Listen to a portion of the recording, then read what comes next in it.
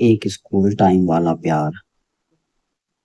धूप जब स्कूल की खिड़कियों से छनकर क्लासरूम की उन पुरानी लकड़ी की बेंचों पर पड़ती थी तो ऐसा लगता था जैसे वक्त ठहर गया हो। यह कहानी है आरव और मीरा की। एक ऐसा मासूम इश्क जो किताबों के पन्नों, होमवर्क की कॉपियों और क्लास की छुट्टियों के बीच परवान चढ़ा था।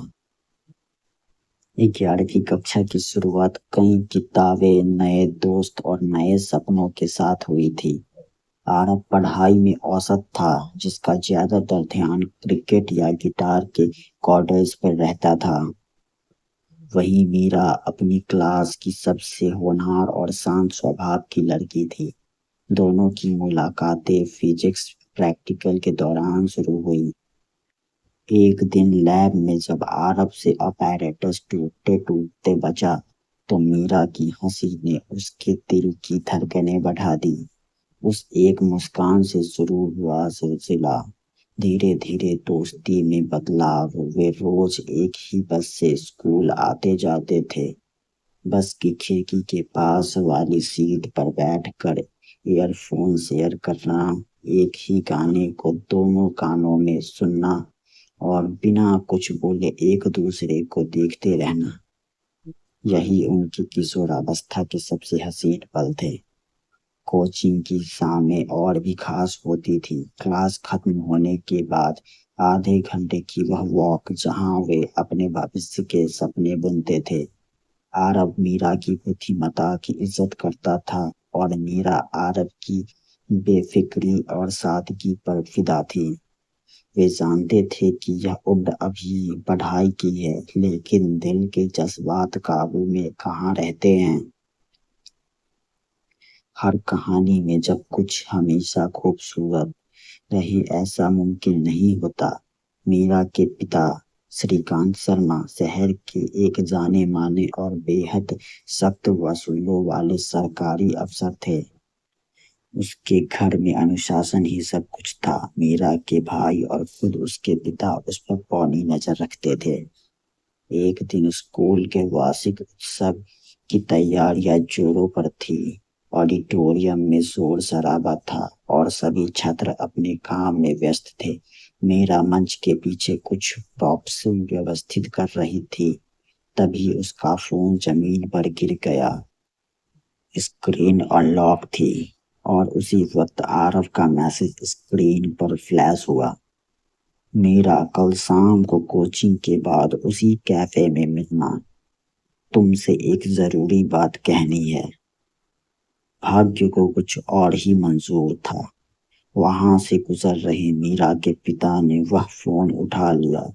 जैसे ही उन्होंने वह मैसेज पढ़ा, उनके पैरों तले जमीन खिसक गई। एक अनुशासित और पारंपरिक परिवार के लिए यह बहुत बड़ा आघात था। उनके गुस्सा की कोई सीमा नहीं रही। जब मीरा घर पहुंची तो घर का माहौल किसी वीरान शमशान जैसा था।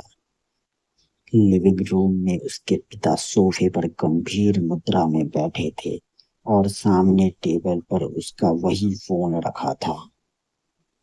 बिना कुछ पूछे एक जोरदार थप्पड़ मीरा के गाल पर पड़ा। मीरा शून्य रह गई। उसकी आंखें फटी की फटी रह गई। यह क्या बदतमीजी है मीरा। मैंने तुम्हें पढ़ाई के लिए शहर भेजा या यह सब गुल खिलाने के लिए। हमारी इज्जत की तुम्हें कोई परवाह नहीं है। श्रीकांत जी का गला गुस्से से कांप रहा था। मीरा ने रोते हुए सफाई देनी चाहिए, हाथ जोड़कर माफी मांगी।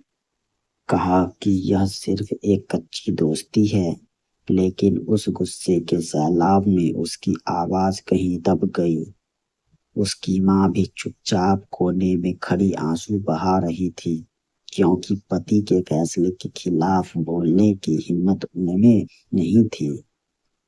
उसी रात घर में एक आपातकालीन बैठक हुई। फैसला यह लिया गया कि मीरा को इस शहर में एक पल भी और नहीं रखा जाएगा। उसकी सुरक्षा और परिवार की तथाकथित इज्जत बचाने के लिए उसे तुरंत उसके दादा दादी के पास एक दूर दराज के दूसरे राज्य के छोटे शहर में भेजने का निर्णय लिया गया। अगली सुबह हमेशा की तरह आरब बस स्टॉप पर मीरा का इंतजार कर रहा था। उसके हाथ में मीरा की पसंदीदा चॉकलेट थी। 1 मिनट बीता, 10 मिनट बीते, बसें आई और चली गई, लेकिन मीरा नहीं आई। आरब का दिल बैठा जा रहा था। उसने मीरा को कई कॉल किए, लेकिन उसका फोन स्विच ऑफ आ रहा था। 2 दिन तक स्कूल में भी मीरा नहीं आई। बेचैन होकर आरब ने मीरा की क्लास की एक पक्की सहेली से संपर्क किया। उस लड़की ने सहमे हुए अंदाज में आरब को एक लिफाफा थमाया और कहा कि मीरा ने यह कल रात उसे चुपचाप पहुंचाने को कहा था। आरब ने कांपते हाथों से वह लिफाफा खोला। अंदर मीरा के हाथों की लिखी हुई वह आखिरी चिट्ठी थी। आरब, शायद यह हमारी आखिरी बात है। पापा को सब कुछ पता चल गया है। कल रात घर में बहुत बड़ा तूफान आया। पापा मुझे यहाँ से हमेशा के लिए दूर भेज रहे हैं। हम अब कभी नहीं मिल सकेंगे। मेरा फोन भी ले लिया गया है और मेरा नया स्कूल, नया शहर सब बदल रहा है। मुझे माफ कर देना आरव। मैंने तुम्हें बहुत चाहा था, पर शायद हमारी किस्मत में जुदाई ही लिखी थी। अपना ख्याल रखना। अलविदा, तुम्हारी मीरा। चिट्ठी के शब्द आंसुओं से भीग कर फैल चुके थे।